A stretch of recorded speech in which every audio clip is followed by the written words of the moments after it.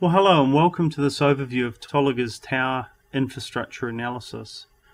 This short video will provide a brief overview of the tower industry and a tutorial of the tools that we provide our clients as they evaluate investment opportunities.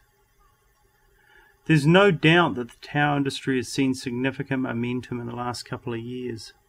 This is being driven by the maturation of the mobile industry, coupled with an increased need for service providers to raise capital and improve their competitive market positions. The tower industry is well established in North America, with major players like American Tower and Crown Castle having strong positions with multi-tenant sites. The industry is gaining momentum in Latin America, building on the back of Brazil and Mexico, where American Tower already has a robust footprint. If we move further afield, Africa shows strong promise and will benefit from extensive infrastructure investments expected to occur over the next decade. Companies like Helios Towers are seeing robust growth. Helios has established operations in Ghana, Tanzania, the DRC and Nigeria, and we expect it to continue to grow into other markets within the continent. The tower industry is yet to gain significant momentum in Western Europe. Recently, American Tower acquired the assets of KPN in Germany, and Arqiva has been in the market for some time with a significant portfolio in the UK. In the past, Crown Castle made investments in the UK, but divested those assets sometime later. So Western Europe has certainly in the past proven to be somewhat of a challenge for the tower industry, but as we move towards data services, there are certainly upside opportunities that are offered to tower companies.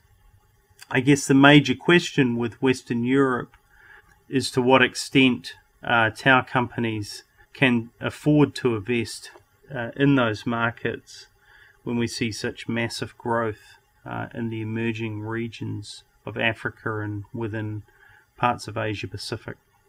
In fact, as we look at Asia Pacific, in India, the tower industry is building on the back of a burgeoning mobile industry, with over 500,000 towers already deployed. Bharti Infratel recently conducted an IPO which was 130% oversubscribed. It raised $800 million from only 10% of its paid-up equity. In India, we have the largest tower company in the world, Indus, which has over 100,000 towers today. It's jointly owned by Bharti Airtel, Vodafone India, as well as Idea Cellular. If we look into other parts of Asia Pacific, Crown Castle has operated in Australia for many years, and certainly the tower industry there is, as a consequence, is quite mature. Indonesia is showing tremendous growth, and in fact, I think it's reasonable to say pretty much all of the emerging markets within Asia Pacific show upside opportunities for tower investments. The major challenge for tower companies as they move into these markets, however, is to make sure that they have enough understanding of the local market dynamics. As we look at tower valuations, they're driven by a variety of factors which are primarily related to the long-run tenants that a tower company is likely to see per site, as well as the transaction price and ongoing returns. If we look at it from a tower company's perspective, the primary driver for investment is the quality of the service provider tenants and the lock-in associated with zoning and site development costs. However, key to most transactions is the potential for increasing the number of co-location tenants on the tower infrastructure. And we'll analyse that a little bit later in this presentation to demonstrate how significant the co-location rate is on the rate of return that a tower company is likely to achieve from an infrastructure investment. While we do see in some instances build-to-suit and basic sale and leaseback contracts, it is uncommon for these cases to lack lease-up opportunities. And in fact, it's the lease-up opportunities that normally make the business case work. In some cases, tower transactions are hindered because of lofty value expectations of the service providers. This is particularly the case when the service providers have evaluated their prospects relative to other asset sales that have higher co-location potential. The result of lofty expectations is that tower companies cannot achieve the necessary rates of return and are inclined to invest their capital elsewhere. Communication service providers are selling their towers primarily to raise capital and to eliminate tower operational and maintenance costs.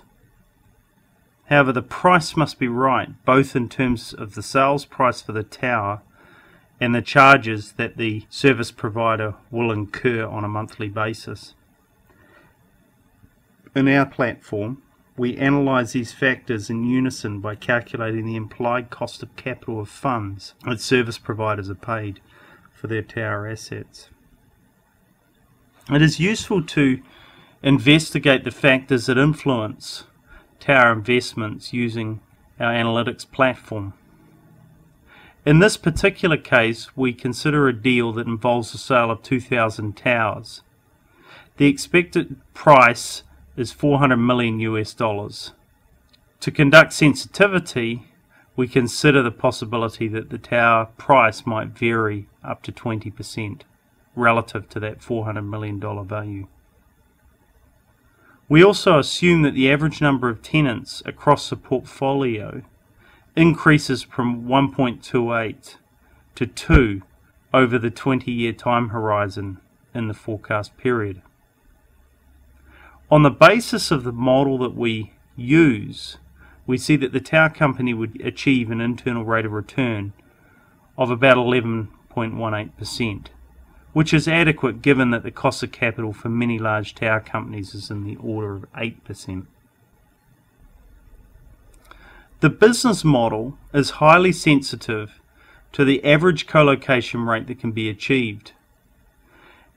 In the case study we showed on the earlier slide, we've analysed the impact of co-location rates being between 1 and 2.5.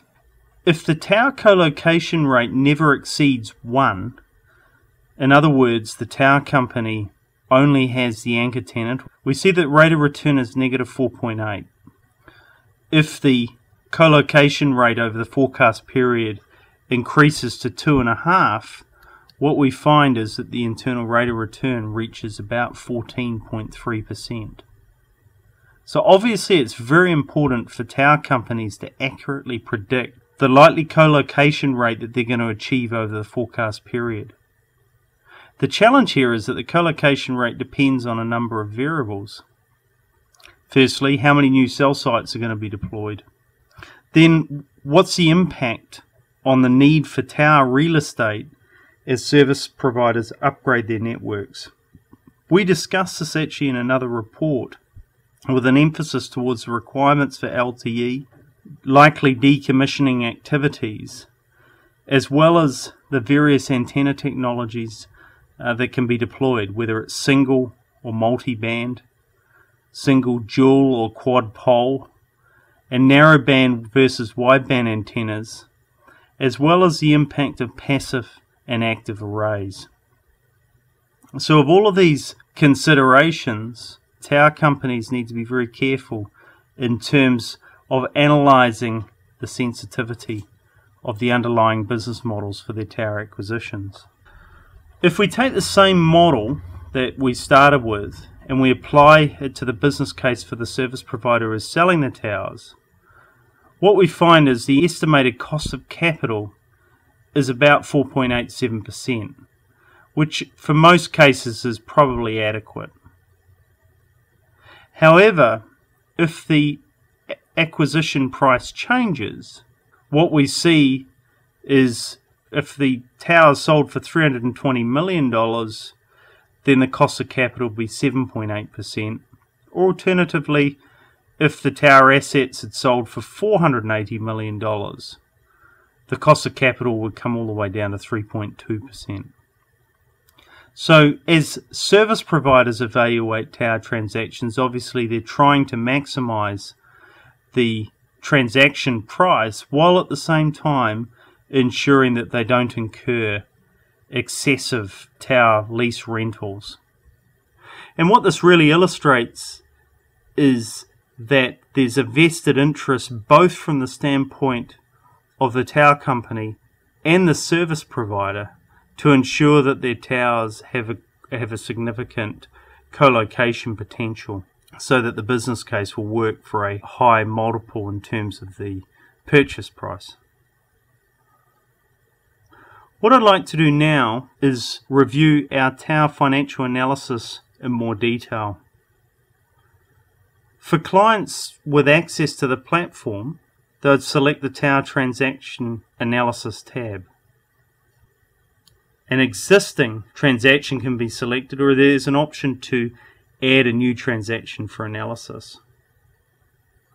As shown on the earlier slide, the purchase details for a tower transaction can be entered.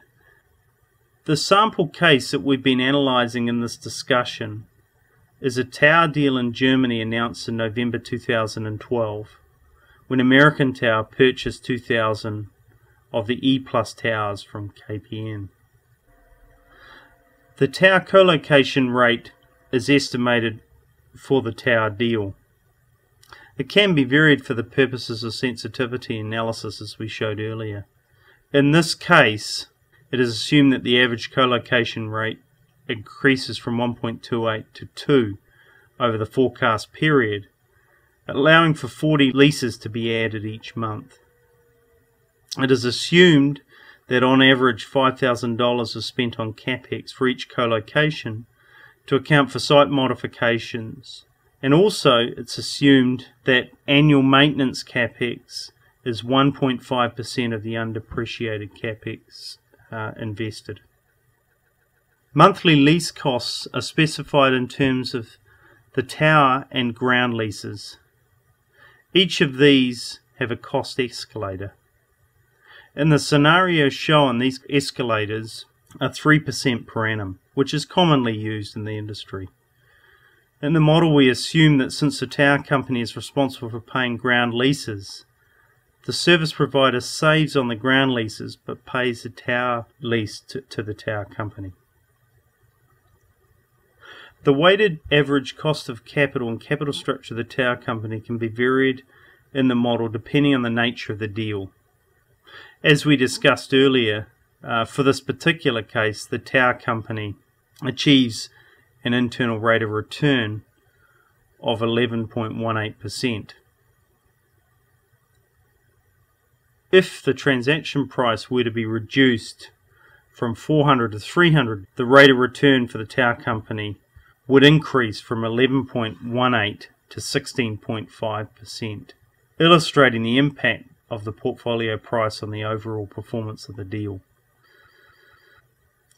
Similarly, if the transaction price was $400 million, but the co-location rate achieved was only 1.5, the internal rate of return would be about 5.47%, which is inadequate since the cost of capital for the tower company is 8%. The model assumes that the tower transactions are financed by a combination of debt and equity. In this particular case, we've assumed the debt to equity ratio is 65%. Within the model, a user can specify the cost structure and payment terms associated with the debt. This model assumes that the debt is composed solely of senior note. However, we have implemented models that incorporate both senior debt as well as mezzanine financing. The operational cost items for the tower business are divided into tower specific, which are generally transferred from the service provider, and incremental general and administrative expenses including rent, office supplies, travel and transport, etc. In the model, we treat staffing costs separately. In accordance with general accounting principles, the depreciation is treated with separate rates for civil infrastructure and other soft infrastructure capital. As shown on the slide, that for the civil infrastructure, we're considering a depreciation period of 20 years, whereas the soft infrastructure capital is over a period of 7 years. For both of these, we use straight line depreciation methods. As I mentioned earlier, staffing costs are treated separately from other general operating expenses.